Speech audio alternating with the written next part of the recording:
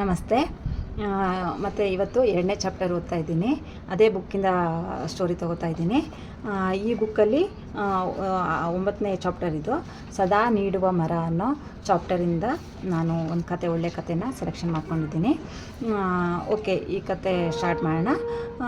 ಅಂದರೆ ಗುರುರಾಜ್ ಕರ್ಜಗಿ ಸರ್ ಹೇಳ್ತಾ ಇದ್ದಾರೆ ಮೊದಲ ಲೈನಲ್ಲಿ, ಇದು ನಾನೆಲ್ಲೋ ಹಿಂದೆ ಓದಿದ ಕತೆ, ಇದು ನನ್ನನ್ನು ಗಾಢವಾಗಿ ತಟ್ಟಿದ ಕತೆ ಅಂತ ಹೇಳಿ ಮೊದಲೇ ಲೈನಲ್ಲೇ ಗುರುರಾಜ್ ಕರ್ಜಗಿ ಸರ್ ಹೇಳಿದ್ದಾರೆ. ಸೊ ಈ ಕತೆನ ಸ್ಟಾರ್ಟ್ ಮಾಡೋಣ. ಒಂದಾನೊಂದು ಕಾಲದಲ್ಲಿ ಒಂದು ಊರಿರುತ್ತೆ. ಆ ಊರಲ್ಲಿ ಒಂದು ಮಾವಿನ ಗಿಡ ಇರುತ್ತೆ, ಅಂದರೆ ಮಾವಿನ ಮರ ಇರುತ್ತೆ. ಒಬ್ಬ ಪುಟ್ಟ ಹುಡುಗ ಪ್ರತಿದಿನ ಬರ್ತಾನೆ, ಆ ಮರದ ಜೊತೆ ಆಟ ಆಡ್ತಾನೆ, ಮರದ ಕೆಳಗೆ ಕೂರ್ತಾನೆ, ಹತ್ತುತ್ತಾನೆ, ಇಳಿತಾನೆ, ಮರದ ಜೊತೆ ತುಂಬ ಖುಷಿಯಾಗಿ ಆಟ ಆಡ್ತಾ ಕಾಲ ಕಳೀತಾ ಇರ್ತಾನೆ. ಆಗ ಅದು ಆ ಮರದಲ್ಲಿರೋ ಹಣ್ಣನ್ನೆಲ್ಲ ಕಿತ್ಕೋತಾನೆ, ತಿಂತಿರ್ತಾನೆ, ತುಂಬ ಖುಷಿ ಪಡ್ತಿರ್ತಾನೆ ಆ ಮರದ ಜೊತೆ. ಆ ಮರಕ್ಕೂ ತುಂಬ ಖುಷಿ, ಆ ಹುಡುಗ ಅಂದರೆ ಆ ಮರಕ್ಕೂ ತುಂಬ ಇಷ್ಟ ಆಗಿರುತ್ತೆ. ಇಬ್ಬರು ತುಂಬ ಆಟ ಆಡ್ತಾ ಖುಷಿಯಾಗಿರ್ತಾರೆ. ಹೀಗೆ ಕಾಲ ತಿರುಗ್ತಾ ಇರುತ್ತೆ, ಕಾಲ ಮುಂದೆ ಹೋಗ್ತಾ ಇರುತ್ತೆ. ಆಗ ಆ ಹುಡುಗ ಒಂದಿನ ಬಂದು ಆ ಮರದ ಕೆಳಗೆ ಕೂತ್ಕೊಂಡು ಬೇಜಾರು ಮಾಡ್ಕೊಂಡು ಕೂತ್ಕೋತಾನೆ.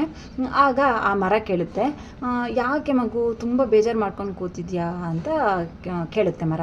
ಆಗ ಆ ಹುಡುಗ ಹೇಳ್ತಾನೆ, ಮತ್ತು ನಾನು ಸ್ಕೂಲಿಗೆ ಹೋಗಬೇಕು, ನಾನು ಈ ಸ್ಕೂಲ್ ಬೇಡ, ನಾನು ಸಿಟಿಲಿರೋ ಸ್ಕೂಲಿಗೆ ಹೋಗಬೇಕು, ಆದರೆ ನಮ್ಮ ಅಪ್ಪ ಅಮ್ಮನ ಹತ್ರ ದುಡ್ಡಿಲ್ಲ, ಹಾಗಾಗಿ ನಾನು ಸ್ಕೂಲಿಗೆ ಹೋಗೋಕ್ಕೆ ಆಗ್ತಾಯಿಲ್ಲ ಅಂತ ಹೇಳ್ತಾನೆ.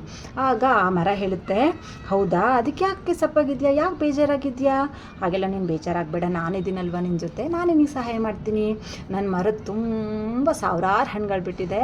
ಆ ಮರ ನನ್ನನ್ನು ಹತ್ತಿ ಎಲ್ಲ ಹಣ್ಣುಗಳನ್ನು ಕಿತ್ತು ಹೋಗಿ ಸಿಟಿಗೆ ಹೋಗಿ ಹಣ್ಣುಗಳನ್ನೆಲ್ಲ ಮಾರಿ, ಆ ಮಾರಿ ಬಂದಿರೋ ಹಣ ಬಂದಿರುತ್ತಲ್ಲ, ಆ ಹಣದಿಂದ ನೀನು ಪುಸ್ತಕ ಬ್ಯಾಗು ಎಲ್ಲ ತಗೊಂಡು ಸ್ಕೂಲಿಗೆ ಹೋಗು, ಚೆನ್ನಾಗಿ ಓದು ಅಂತ ಹೇಳುತ್ತೆ. ಅವನಿಗೆ ತುಂಬ ಖುಷಿಯಾಗಿಬಿಡುತ್ತೆ ಹುಡುಗಂಗೆ.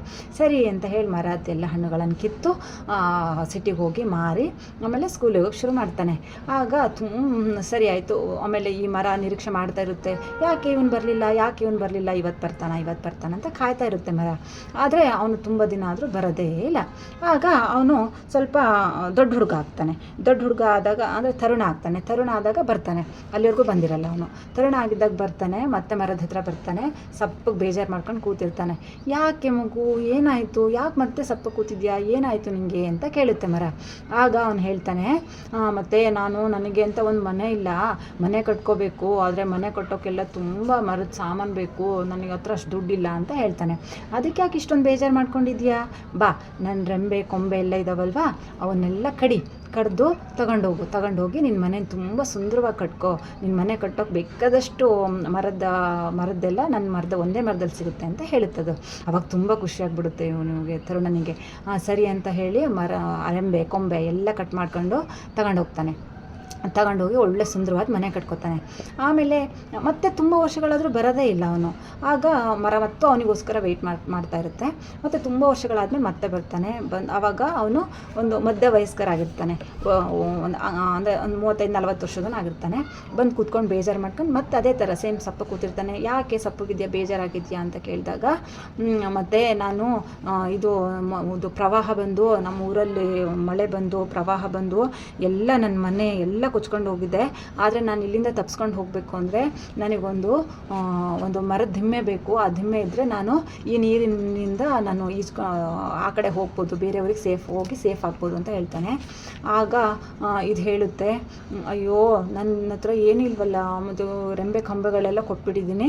ಸರಿ, ಇವಾಗ ನನ್ನ ಈ ಕಾಂಡ ಇದೆಯಲ್ಲ, ಅದೇ ರೆಂಬೆ ಕಂಬೆ ಕಡಿದ್ಮೇಲೆ ಇಷ್ಟುದ್ದ ಇರುತ್ತಲ್ವ ಅದು ಮರದ್ದು, ಅದೇನು ಹೇಳುತ್ತೆ, ನನ್ನ ಬೇರು ಮಾತ್ರ ಕಡಿಬೇಡ, ಆ ಬೇರಿಲ್ಲ ಅಂದರೆ ನಾನು ಸತ್ತೋಗ್ಬಿಡ್ತೀನಿ, ನೆಲದೊಳಗಿರೋ ಬೇರನ್ನು ಮಾತ್ರ ಬಿಟ್ಟು ನೀನು ಇದು ಕಾಂಡನ್ನು ಕಟ್ ಮಾಡ್ಕೊಂಡು ಹೋಗು ಅಂತ ಹೇಳುತ್ತೆ.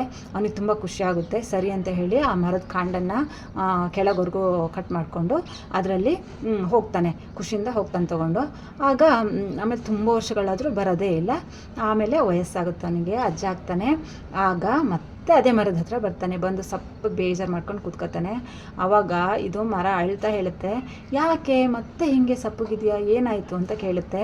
ಆವಾಗ ನನ್ನ ಹತ್ರ ಈಗ ಕೊಡೋಕ್ಕೆ ಏನೂ ಇಲ್ಲ, ಬೇರು ಮಾತ್ರ ಉಳಿದಿರೋದು, ಆ ಬೇರನ್ನು ನೀನು ತಗೊಂಡು ಹೋಗ್ಬಿಟ್ರೆ ನಾನು ಸತ್ತೋಗ್ಬಿಡ್ತೀನಪ್ಪ ಅಂತ ಅಳ್ತಾ ಹೇಳುತ್ತೆ. ಆವಾಗ ಜೋರಾಗಿ ಅಳಕ್ಕೆ ಶುರು ಮಾಡ್ತಾರೆ ಆ ತಾತ. ನನ್ನ ದಯವಿಟ್ಟು ಕ್ಷಮಿಸ್ಬಿಡು, ನಾನು ನೋಡು ನಿನ್ನನ್ನು ಯಾವ ಸ್ಥಿತಿಗೆ ತಂದುಬಿಟ್ಟೆ, ನಾನು ಯಾವ ಸ್ಥಿತಿಗೆ ಬಂದುಬಿಟ್ಟೆ ನೋಡು, ನನ್ನನ್ನು ದಯವಿಟ್ಟು ಕ್ಷಮಿಸು. ಆದರೆ ನಾನು ಈ ಸರಿ ಪ್ರತಿ ಸರಿ ನಾನು ನಿನ್ನನ್ನು ಏನಾದ್ರು ಕೇಳ್ಕೊಂಡು ಬರ್ತಿದ್ದೆ, ಆದರೆ ನಾನು ಈ ಸರಿ ನಿನ್ನನ್ನು ಏನೂ ಕೇಳ್ತಾ ಇಲ್ಲ. ನಾನು ಚಿಕ್ಕವನಿದ್ದಾಗ ನಿನ್ನ ಜೊತೆ ಆಟ ಆಡ್ತಾ ಖುಷಿಯಾಗಿ ನಿನ್ನ ಮಡ್ಲಲ್ಲಿ ಮಲ್ಕೊಂಡು ಆಟ ಆಡ್ತಿದ್ನಲ್ಲ, ಆ ಥರ ನಾನು ಖುಷಿಯಾಗಿರೋಕ್ಕೆ ನೆಮ್ಮದಿಗೋಸ್ಕರ ನಾನು ನಿನ್ನನ್ನು ಹುಡ್ಕೊಂಡು ಬಂದಿದ್ದೀನಿ, ನಾನು ನಿನ್ನಿಂದ ಏನೂ ಕೇಳೋಕ್ಕೆ ಬಂದಿಲ್ಲ ಅಂತ ಆ ತಾತ ಹೇಳ್ತಾರೆ. ಈ ಕಥೆಯಿಂದ ನಾವು ತಿಳ್ಕೊಬೇಕಾಗಿರೋದೇನು ಅಂದರೆ, ನೀತಿಕತೆ ಏನು ಅಂದರೆ, ಈ ಮರ ಸದಾ ನೀಡುವ ಮರ ಅಂದರೆ ಯಾರಿಗೆ ಹೋಲಿಸ್ತಾರೆ ಅಂದರೆ ಅಪ್ಪ ಅಮ್ಮಂಗೆ ಹೋಲಿಸ್ತಾರೆ.